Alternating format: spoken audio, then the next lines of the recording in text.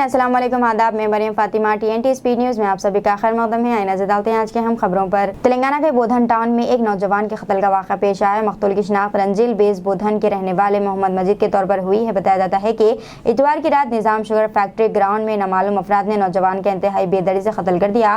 नाश को पोस्टमार्टम के लिए बोधन सरकारी अस्पताल मुंतकिल कर दिया गया है।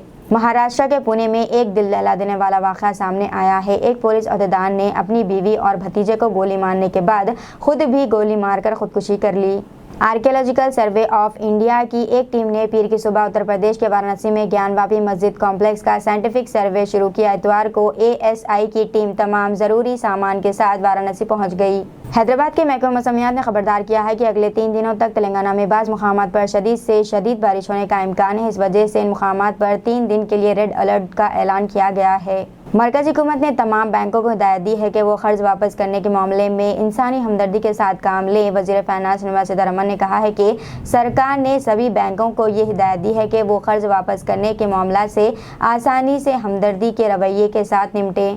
सुप्रीम कोर्ट ने उत्तर प्रदेश के वाराणसी में वाक़ ज्ञानवापी मस्जिद के सर्वे को रोक देने के अहकाम जारी किए हैं। आज भी से शुरू होने वाले साइंटिफिक सर्वे के खिलाफ मुस्लिम फरीक़ैन ने इस मामले को सुप्रीम कोर्ट से रुजू किया। समाजी हलकों की मारूफ शख्सियत व सहाफ़ी KN बासिफ बज़्म उर्दू ट्विस्ट मास्टर क्लब रियाज के सदर मुंतखब हुए।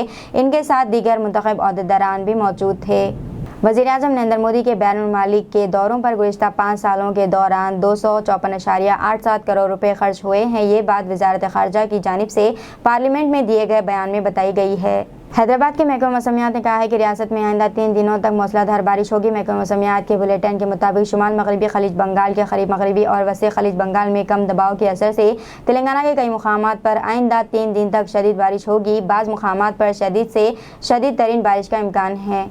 मॉनसून इजलास शुरू होने के बाद से राज्यसभा का काम ठीक तरीके से न होने की वजह से आम आदमी पार्टी के रुकन संजय सिंह को पीर को कार्रवाई में खलल डालने और चेयरमैन की हिदायत पर अमल न करने के इल्ज़ाम में इजलास की बक़िया मुद्दत के लिए मुअत्तल कर दिया गया है और इसके साथ ही ऐवान की कार्रवाई भी दोपहर 2 बजे तक मुलतवी कर दी गई।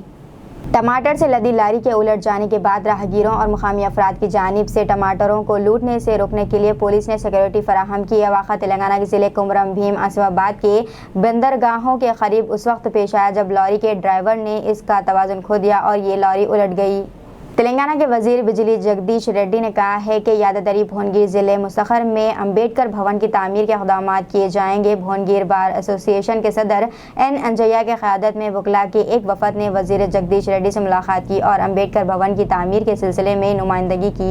सऊदी हुकूमत वज़ारत हज व उम्रा मेहमानान रब्बुल इज़्ज़त की सहूलत और इनके लिए आसानियाँ पैदा करने के लिए मुसलसिल कोशिशें रहती है। सऊदी वज़ारत हज व उम्रा ने कहा है कि बैरून मुमलिकत से आने वाले उम्रा ज़ायरीन के लिए इंश्योरेंस पॉलिसी हासिल करना ज़रूरी है।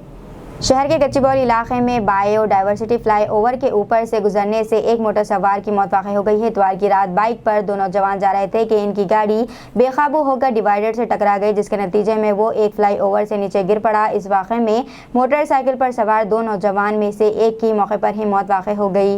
दीजिए नाज़रीन, मरियम फातिमा को इजाज़त। मिलते हैं अगली स्पीड न्यूज़ में। तब तक के लिए हमारे चैनल को लाइक, शेयर और सब्सक्राइब करना ना भूलें।